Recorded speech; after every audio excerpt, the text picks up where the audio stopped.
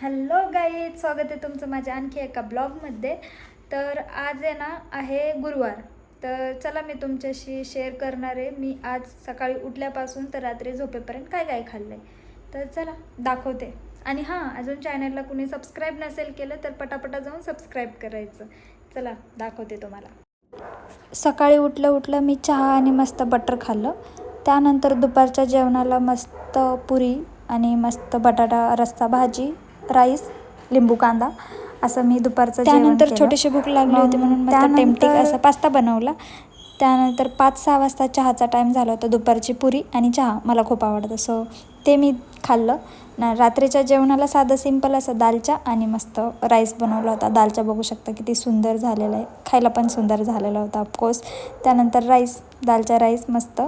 आणि मग त्यानंतर मी कॉफी पिली, जी की मला खूप आवडती.